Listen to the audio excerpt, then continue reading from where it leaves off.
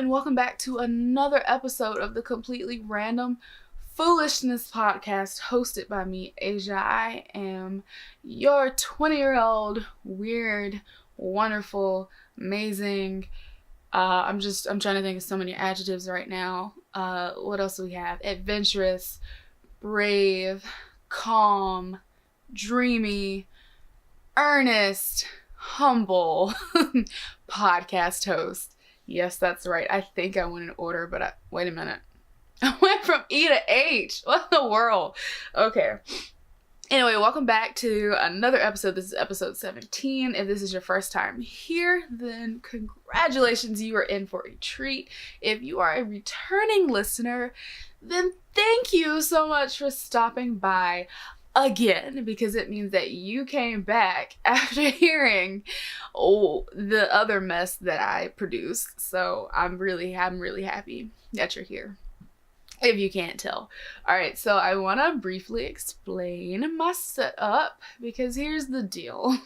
I know I have a deal every week, but this week I set up a bunch of stuff, like it's a stack of stuff in front of my computer, and I didn't want to move it. So I was like, I'm going to make a pros list and a cons list, and the cons definitely outweigh the pros of moving that stuff. So I was like, either I move this stuff from in front of the computer and I get to use the fast desktop computer that I just built, or I could not move the stuff and sit on my bed and work with this incredibly slow laptop that takes like 30 minutes to boot up and also overheats in like 10 minutes because I overworked it and I destroyed my laptop. So yeah, anyway, that's where we are. We're on my bed. Here's Monkey Jackson. You can see, if you are listening to this and not watching this on YouTube, boo-hoo for you, because you can't see my incredible giant monkey. His name is Monkey Jackson. That's correct. It's named after Michael Jackson. My brother did that. Yeah, also I have a bouquet of fake sunflowers behind me, a lamp, a nightstand full of stuff, and this Disney on Ice banner that I got when I was like 4. So that's my setup. You can't see my computer, nor can you see my microphone, because it's hidden from view, because I've actually just stacked a bunch of boxes on top of my bed to sit my camera on, which is why it's this really weird angle. And I know I'm rambling, but I had to explain this.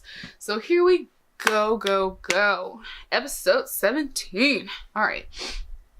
I, like many other people, was incredibly excited about the Jonas Brothers reunion. Although, really, did they ever break up? Because, like, they're brothers. Can brothers break up? Like, is that a thing? So when they dropped their new song, Sucker, like, what was it? Earlier this week, I think? It was like, yeah, I think it was this week. I'm not sure. I didn't do my research. I knew I had to listen to it, though, so I did. I did listen to it. And it was great. I'll tell you why it was great. And then I'll tell you what today's episode is all about. All right. So, number one, it was great because it showcased everything I loved about the old Jonas Brothers music. Ooh, excuse me. Had a hiccup. Okay. We've got stellar vocals, catchy lyrics, and Kevin on guitar. What more can you ask for from a Jonas Brothers song? Okay?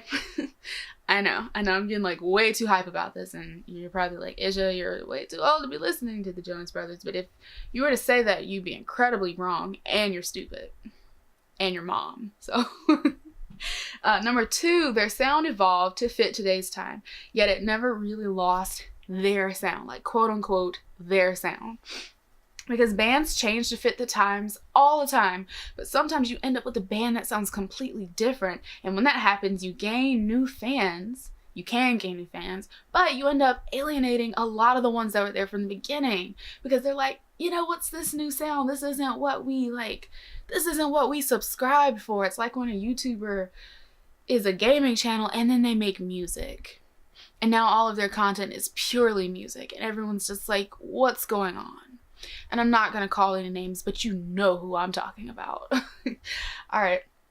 And so today's episode is about reunions. I have no idea how long this episode is going to be. Normally they typically range from like 30 to 40-ish minutes. But when I start talking, like, I have no clue where this is going to end up. Yeah. All right. If you can't tell, I'm absolutely delirious because I haven't gotten much sleep at all in the past, like, 2 years. Honestly, it's because, let me just briefly explain while I'm, like, acting like this. I'm trying to think. I keep clapping. Okay, so basically what I have is a case of anemia. Now, to combat said anemia, I started taking beetroot pills, all right? And they're super healthy and they made me feel so energized and everything was great. I also was taking B12 vitamins to combat my lack of energy because if you see me, like, all day, I yawn all day and everyone's like, oh my God, that's so rude. And I'm like, it's because I'm tired, man. I'm really tired. So yeah, anemia has caused a heck of a lot of problems for me. But the biggest thing that I was just like super unhappy about was my lack of energy. So I started taking beetroot pills and everything was good until all of a sudden, bam, beetroot pills started making me sick. Right. So I had to cut down my dosage to like less than half of it. And I have to take them every other day. So while I'm technically combating my anemia, I'm also back to feeling really tired. Okay. And I'm the type of person that doesn't like to take naps because naps are terrible and you wake up feeling groggy and you've wasted like an hour or two of your day, depending on how long you nap. So I hate them, but I've been having to take naps lately because I just fall asleep. It's not that I want to, it's not that I'm willing to take naps. I just fall asleep. It's no fun. It really isn't. So that's like why I'm so delirious today. It's because I just woke up from a nap that I did not intend to take. Yeah. And I was like, I got a podcast. And that's exactly why I didn't go move all of that stuff in front of my computer. We're 7 minutes in and I haven't even really dived into this topic yet because I'm rambling. But you know what? If you've stuck through this far, thank you. I appreciate you. Anyway, that's what mainly drove me to, oh, wait a minute. I like totally skipped where I was. Hold on. let me rewind.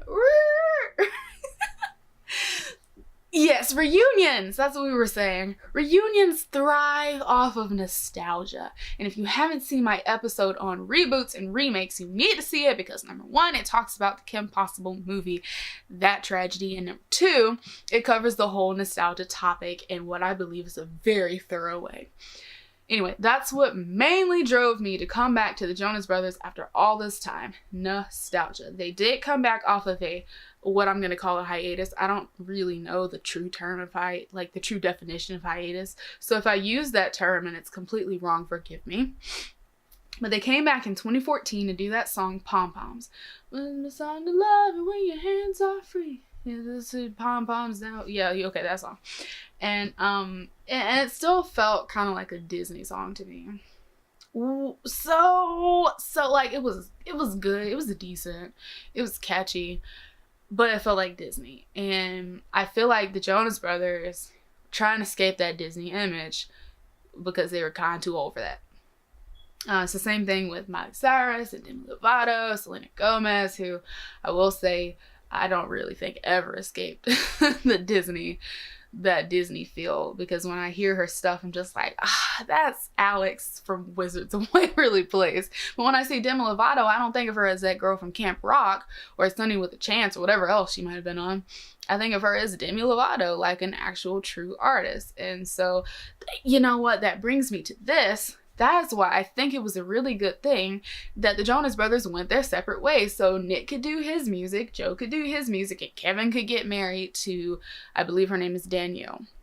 He did not do music, as far as I know. Forgive me, Kevin, if I'm slandering your name. Yeah, they just had some growing up to do with their sound. And I think that the little breakup is really what made that happen. And I gotta say, I gotta say, when Jonas Brothers was a huge thing many moons ago, when I was growing up, I myself was a Joe fan. Okay, everyone really talked about Nick and his curly hair and his boyish face. And a few people were into Kevin, but I was all about Joe.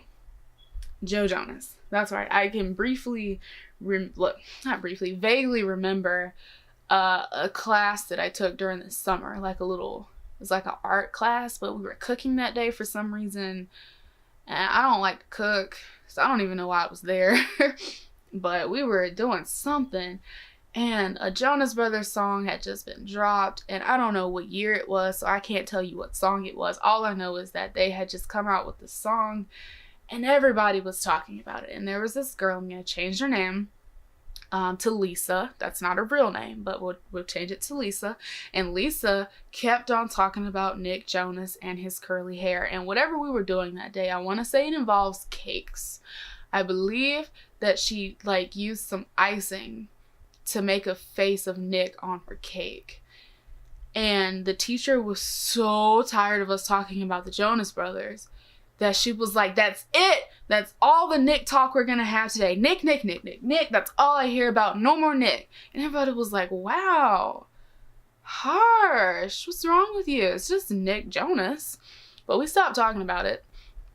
And she still had her Nick cake, and I don't really know the point of why I told you this story. It's just that it's just a memory I had that had to do with the Jonas Brothers. So yeah. All right. Yeah. And then Nick really took off, and he made some absolute bangers. And I realized that I had been sleeping on Nick's talent all this time because I wasn't a Nick fan. I mean, Nick was cool. And oh my gosh, when you look me in the eyes, have you heard that song? It's so beautiful. Today, I'm gonna play that at my wedding.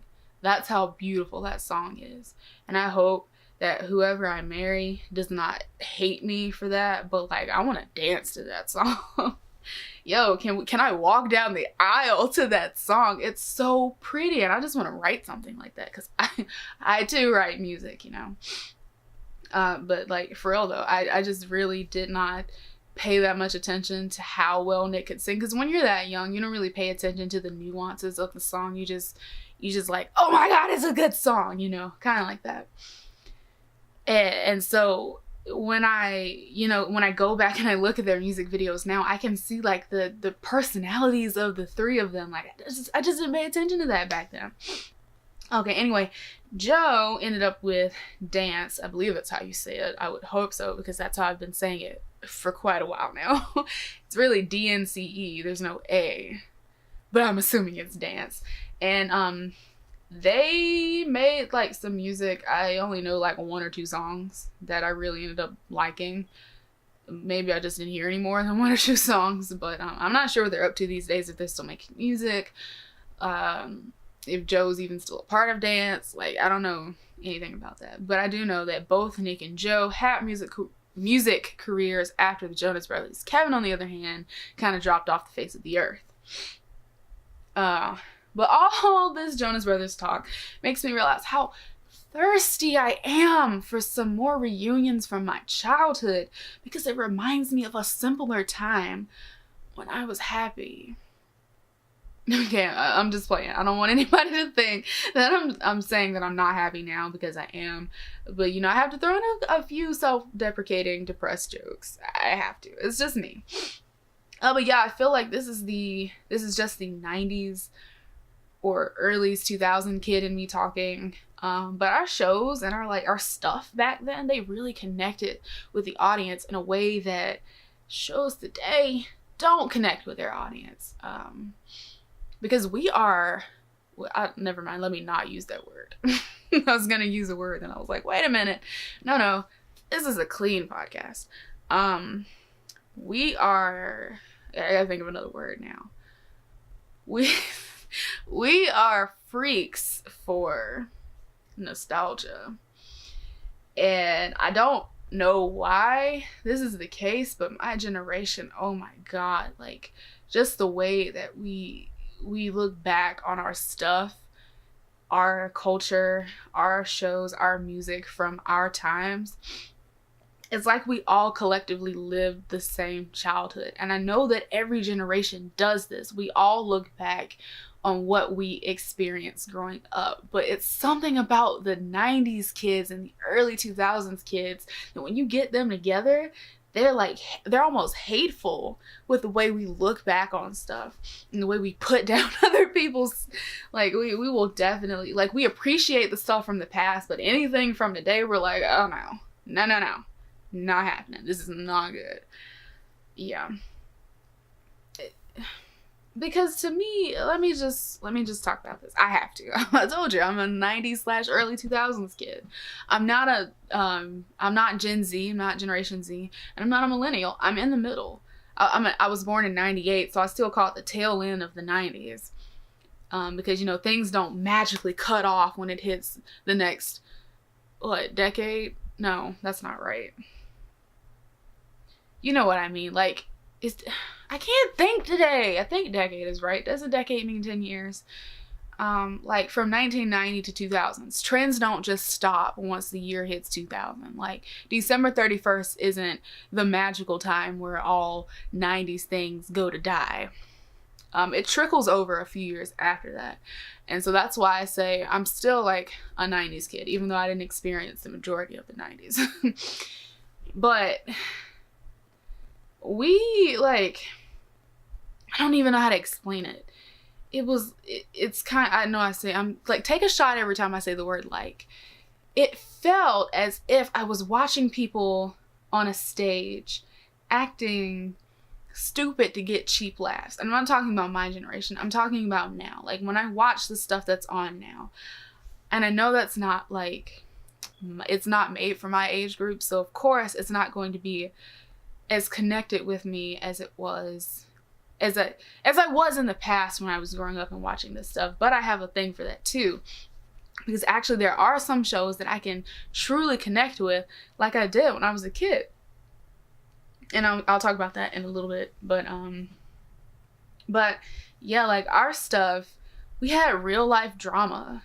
We had good lines and we had realness in the way that people acted. It wasn't just cheesy, but sometimes it was cheesy, and that's okay because it was still good. I think about this, the Cheetah Girls, the legacy of the Cheetah Girls.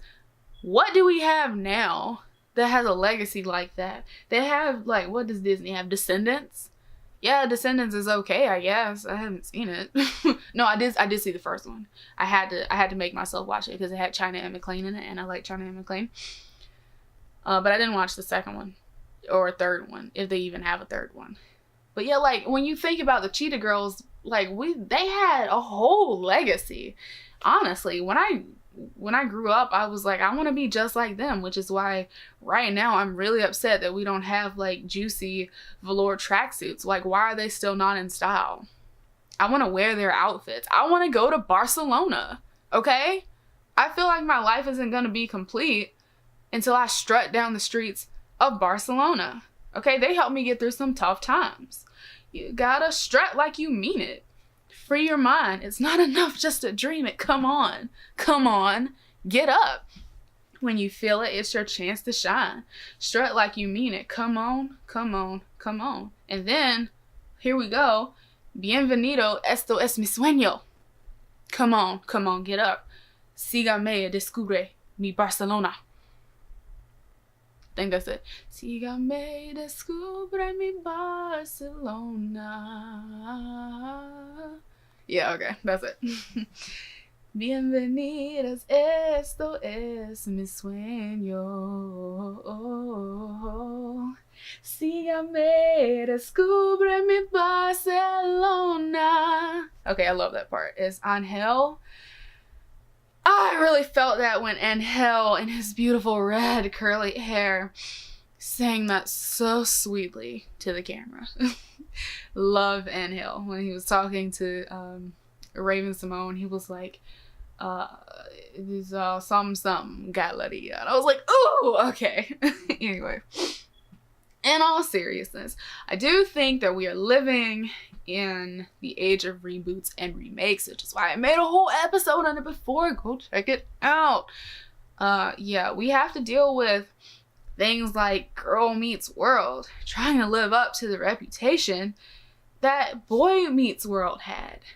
Oh my god, two totally different things from what I've heard. I did see like 2 or 3 episodes just because I had to see what garbage they were trying to put out.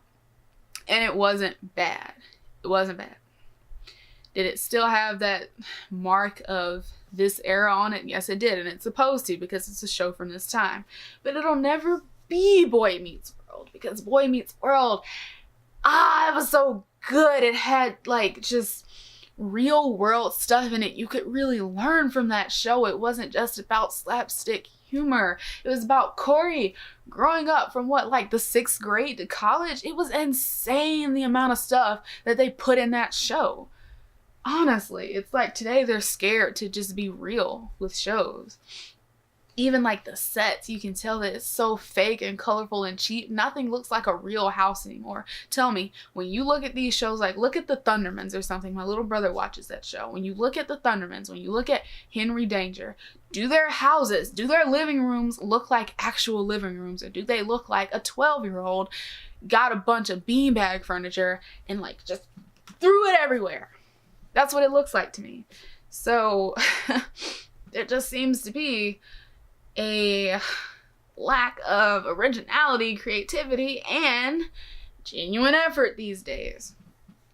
I skipped again. I totally I have this written out because, you know, I try to like just bullet point and have my topics listed out. But last night I just like wrote out what I was going to say, most of it anyway. And I really just skipped a whole paragraph. So again, rewind with me. Is that a rewind sound? I don't know. So I said we have to deal with Girl Meets World, blah, blah, blah, blah. And these shows are in entirely different leagues. Entirely different leagues. I haven't actually seen Raven's Home, but I can gather that's probably not like That's So Raven. And I don't want to just target like Disney and Nickelodeon shows because that completely throws out a higher age group. But honestly, who is that much older than me and listening to my podcast? Because let's be real here. Yeah. But like I said, these shows are just in entirely different leagues, okay? One show, I don't want to trash completely this generation of shows. One show that I think really captured some of the essence of old Disney is Andy Mack, because they deal with real world problems.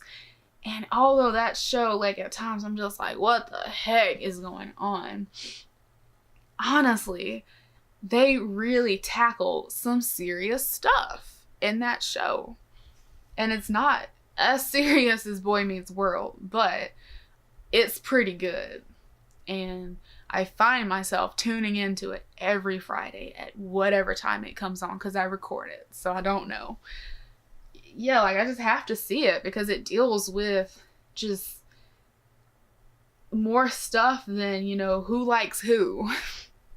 Okay, I'm tired of seeing the love triangles. I am. And while it does feature relationships in the show, it's not just about that. They've got so much more, and that's what I appreciate. I appreciate when we don't just rely on stupid situations and running gags and what am I looking for here?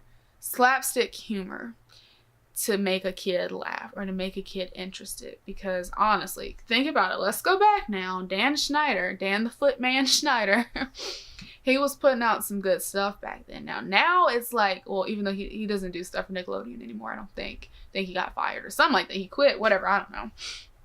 But it's like today they were kind of like, damn, we need like 16 shows right now. And so his quality was not there, although the quantity was. But back then, my man Dan had some good stuff out. How can we forget Zoe 101? Did they rely on a few like slapsticky, humory things? And yeah, but for the most part, we had like some really good scripts and some really good acting. Like, these people really portrayed their characters well, and it felt like I was sitting there and I was watching a real school. it felt like I was watching a real school, and that's what we're missing. Just knocked over my microphone. Sorry. That's what we're missing these days, and I'm getting so passionate about it because this is my field of career. I want to be a filmmaker. I want to do TV shows. I want to do music videos. I want to do stuff like this, and so I'm really passionate about it, but I feel like we're missing the realness in our stuff today. Okay, I'm gonna move on. Hold on 1 minute. Okay, we're here. I had to stop the recording for a second.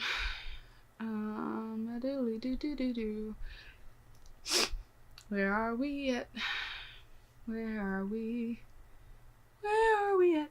So my whole point, I guess, was that with all of the things that I'm mentioning that are wrong with today's shows, maybe it is okay to have stuff like reboots, remakes, and even reunions. I feel like I put to sneeze. I think that reunions might actually be our best bet, and I say that because maybe it's just good to go back to your roots. Like I said, it's not just about Nickelodeon and Disney, even though that's what I've covered so far. Sometimes it's just good to go back to your roots. I'm going to give you another example. Take Warped Tour. Now, I wanted to go this year for the 25th anniversary, but I had to check the lineup before I bought tickets. Last year, actually, was the last year that they were going cross-country. This year, they're just playing 3 different cities, and it's not cross-country. And I believe he said this is the last year they're doing Warped altogether. But they're doing it this year because it's the 25th anniversary. So it's not cross-country. It's not Warped Tour, but it's Warped. Okay? It's like Warped 25. And last year, I bought my Best Day Ever package way before they announced he'd be there.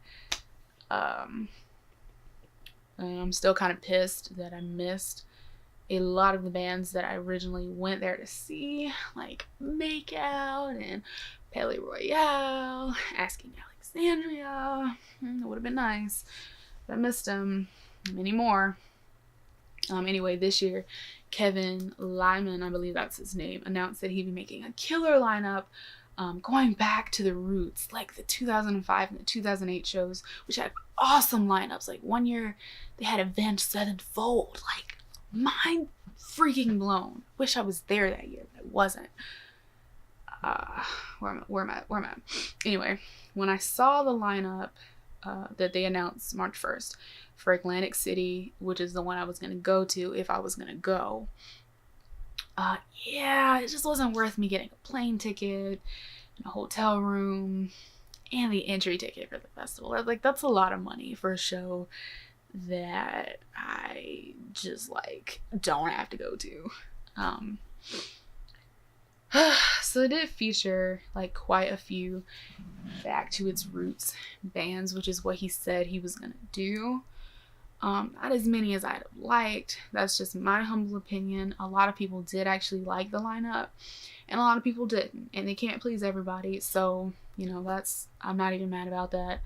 But I'm incredibly sad to say that this really would have been my last chance to go to something so influential to me growing up. Warped Tour always made me feel like I belonged, and I was just gonna be gone. I'm torn up, honestly. You have no idea. I have a poster right over there, and I have my wristband from last year. I have like so much stuff from last year. Speaking of that, I have a bracelet that I misplaced from Warped Tour. I'm really sad about that. But that's what I mean. Like, sometimes you just need reunions. I feel like in the future, if they give Warped Tour a break for like a little bit, and then they come back and they pull from their greatest lineups. Maybe if bands are willing to play at Warped Tour, because I know that a lot of the bigger bands aren't, they don't want to play at Warped Tour anymore, even though that's where they got their start. So if they were going to do that, that would be so awesome. And I can guarantee you so many people would come out if they had just a killer lineup and regular Warped Tour ticket prices. I really wish that they were doing like a one-day ticket this year like they normally do instead of you could only get 2-day passes. And I feel like if it had been a 1-day ticket, I would have gotten it because I could pay less for a hotel room and pay less for a ticket. But yeah. 2007, I believe, was the year that my all-time favorite band ever, Therefore Tomorrow, was there, which features the members Micah Miley, something like that, Micah Miley, Chris Camrata, Jay Enriquez, and Christian Clymer. I wish they'd do a reunion. Honestly, they broke up in 2012, I think, 2000, something like that. I've actually messaged 2 of the members of the band, Micah and Chris, a few times over the years, and they've always gotten back to me. It's just like so amazing. Yeah, Chris actually liked one of my Facebook statuses. Like, I think it was 2010 or 2011 or something like that. He actually liked one of them. And I was like, what? That's so weird, and it really caught me off guard. But thank you, Chris. He probably doesn't even remember that, or remember that he's talked to me. But that's okay. And Micah, Jesus, Lord have mercy. Micah is the sweetest person ever. You should see the stuff that he wrote me on Instagram. I messaged him, I DM'd him, and I was telling him all this stuff, and he was just so nice. So nice. I even have a pair of Chris's drumsticks. It's just like, it's so near and dear to my heart. I have a postcard signed by him. I have his drumsticks. I have like 2 t-shirts. I love this band, if you can't tell. What am I talking about though? So, oh yeah. Well, anyway, the reason that I say this is because when they broke up, they actually announced that they'd be forming a new group with just 2 of the members, Micah and Chris, the ones that I was just talking about. And it was going to be called After Hours. So I was like, cool, I'm going to support it. I have no clue what this is, but I'm going to support it. And it's got a new sound. Okay, we'll get back to that in a second. This brings me to what I was saying earlier about why the Jonas Brothers reunion song was so good. Remember the first 2 reasons that I said? Oh, my nose. Like, I feel like my nose is gonna pop off my face. It's really bothering me right now. Okay. Where am I at? They managed to change their sound while still sounding like the Jonas Brothers. And if I wanted a whole new band with a whole new sound, then I would have just listened to a whole nother band. Granted, that's exactly what Therefore Tomorrow was doing. They formed a whole new band, so it makes sense that their sound change was like okay. Their genre and their style, it just felt like more natural for them to change it because they were forming a whole new band. Had they stayed the same and then tried to change their sound, I would have been like, what are y'all doing? You know, what's up with that? And but it still took some time to get used to, because you know, what I wanted was some killer guitar riffs. Like, what was it? Jay was on bass, I think, and Christian was on guitar. Sometimes Micah had guitar, but he like mostly sang. And so I just like, I wanted some killer guitar riffs. Like, my favorite type of music is alternative rock, and that's what alternative rock features, like some great riffs. And I also wanted Chris's wild drum playing. Like, Chris was an amazing drummer, and he still drums now for this band. I cannot think of their name. I have like one song of theirs on my phone. I'm gonna have to look it up. Oh, give me a second. But yeah, Chris's drum playing was amazing. He did like drum covers, and he just sounded so good. And so I missed that. I really missed that. I'm really trying to stall because I'm trying to find there he is. Yes, he's in Dashboard Confessional, that band. So they've had a lot of member changes over the years, but yeah, he plays drums for them now. He also has like a bunch of other credits and stuff that he does, but I just remember him from Therefore Tomorrow. And then I missed those smooth, buttery, perfect vocals that Michael blessed us with. Oh my gosh, his voice. Amazing. Instead, what I got was some ocean sounds and some new elevator vibe. And I liked it, but it was different. It was so different. And like I said, change is absolutely necessary. But sometimes it's hard, okay? They went from alternative rock, my favorite, to elevator vibey music, which is not my favorite, but still good. And that's TFT's story. I honestly should have seen it coming that they were going to break up and do something else, because for a while they'd stopped releasing music. Like, it was taking them a bit of time to release something new. And over their albums, their style was changing so much. Like, just from their first album to their last album. I don't even know if it was an album or if it was an EP. But like, oh my gosh, the style changed so much. They went from like being young boys who were just like to just like da da da da da da da da. It changed so much, and I'm thinking of two songs in particular. Racing Blood was one of their newer stuff, and I was like, it's good, but oh my gosh, it's so calm. So calm.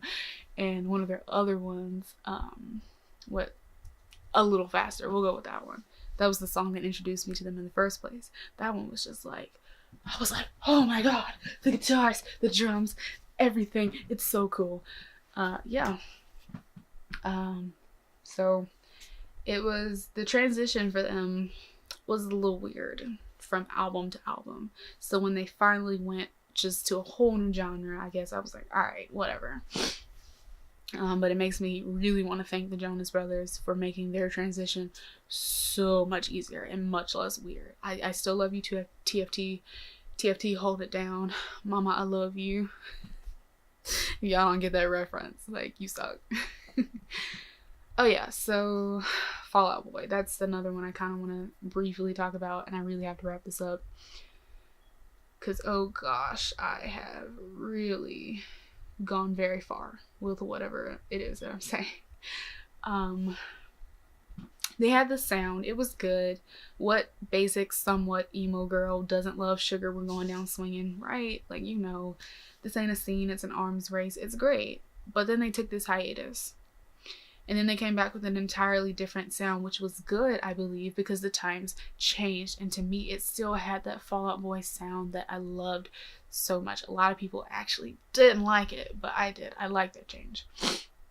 Now, their latest album was quite a stretch for me. It did not feature enough rock. It needed more rock. It was good, but it needed more rock. I'm forgetting something, though. Wait a minute.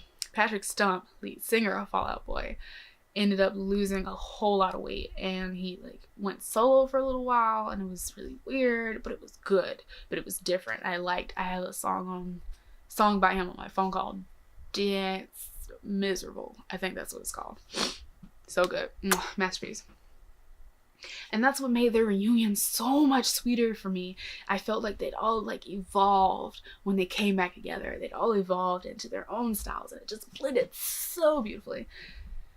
If you guys don't like my songs, Know What You Did in the Dark, you need help. Okay, you need to leave.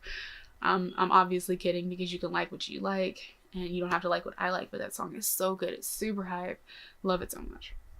Another great singer who was able to evolve with the changing musical styles was Michael Jackson. Now let me stop there. Disclaimer. I know right now that there is an insane amount of controversy over Michael Jackson right now and that HBO documentary, but I'm purely talking about his talent, and I'm not factoring in all the speculation and all that stuff, okay? So don't come for me, all right?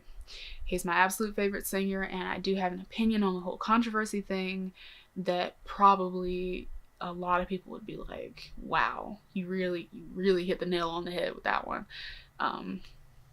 But that has absolutely nothing to do with what I'm about to say. I'm purely talking about his ability to change musical styles, okay? His legacy of music doesn't just fit one sound.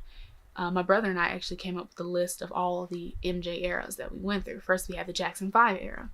Then we had Disco Mike, which is like off the wall. Then we had that he just found his groove Mike, which is like his Thriller era. That's like when he really just like hit it popular. And I feel like at that point he really like nailed down what it was to become a solo artist from a group. Then we had Edgy Mike, which is like his bad era. Oh no, Cameron, don't do that.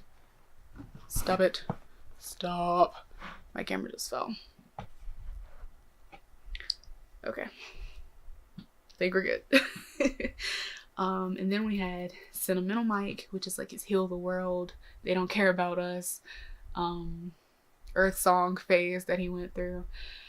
And then we had Comeback Season Mike, which was his This Is It phase, which didn't last very long, unfortunately, because he died. And then we have Fagle Jackson, which is the Michael Jackson that Sony tried to give us and say it was him, but it very clearly did not sound like him in a lot of those songs. So, yeah. This man really knew the art of changing his sound to fit the times while still sounding exactly like himself. There isn't one era of Michael that I feel like is less Michael or more Michael than the other eras of Michael. They all felt equally like Michael. I feel like if his brothers did a reunion concert today with him, if he was still alive, obviously, I think they'd play their old stuff, but they'd also, if they could write new material, they'd be able to pull off a style change, like to write stuff from today, because Janet still sings. I mean, so I feel like they'd be able to really capture the essence of the Jacksons and still sound like what today's crowd wants to hear. Still be every bit the Jacksons, but sound like what we're looking for. And that's my opinion. You have yours, I have mine. That's all I'm gonna say about it. Mostly I'm just ready to see some boy band reunions. I miss the boy band era. I really do. Where is NSYNC when you need them?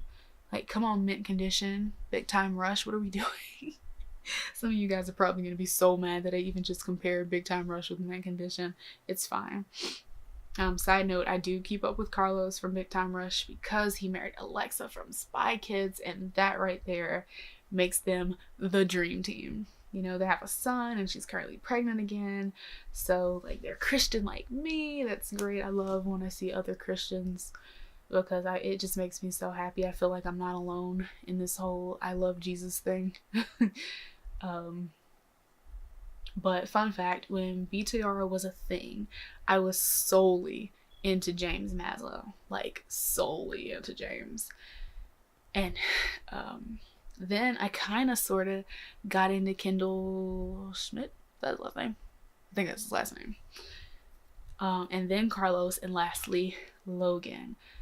But Logan is the one that I really didn't pay any attention to until very recently. When I went back and I watched their old videos, I was just kind of like, whoa, Logan. Whoa. Oh, my nose is burning so much right now. I really have to end this episode. Yeah, so some of the ones I went back to watch were Any Kind of Guy, Boyfriend, Epic, Windows Down, etc. And I realized I didn't really pay that much attention to Logan, but he still had so much talent. He actually still sings now. And yeah, I just had no idea. So Logan, I'm sorry. If you ever see this, which I doubt you will, but if you ever even see this, I'm so sorry for treating you so wrong. I am. Okay.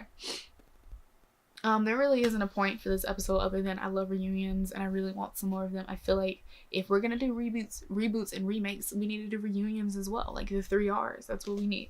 Not reading, writing, and arithmetic, but reboots, remakes, and reunions. One reunion though I really don't want is the One Direction reunion. Don't get me wrong, I have loved One Direction since the beginning, but I love their individual styles even more. Harry Styles' Sign of the Times, have you heard it? It's so beautiful. It's so good. Like, the whole album It wasn't what I was expecting from Harry, but it was still exactly what I needed to hear from him. And now I'm just so proud of him for what he did, because it was completely different than that One Direction sound, and yet it was amazing. That is an example of a group that changes their sound and still sounds good. We need more of that, okay? The others are doing cool stuff too. Niall, Zayn, all of them. But I'm really focusing on Harry because he was the love of my life. So anyway, that about wraps up episode 17. I hope you enjoyed my pathetic ramblings. If you've got time and you haven't seen the new, I was about to say Justin Bieber, the new Jonas Brothers sucker video, go watch it. It features their wives / Joe's soon-to-be wife. I don't know if Joe and Sophie are already married. I don't think they are, but I really can't keep up. I like to mind my own business. So, see you next Wednesday. Or, if you're listening to this on Coming Right Up, you'll be hearing this Fridays at 3:30 Central Standard Time. And if you're watching this on YouTube, congratulations. You are one of the 5 people that do. I say that because YouTube has, oh gosh, the YouTube community, like, they don't show me any support or love, but on Anchor, that's where the party really is. So if you're listening to this on Anchor, thank you, because there's so many more listeners on Anchor than there are on YouTube. Anyway, thank you, my precious children. Mwah. Peace out.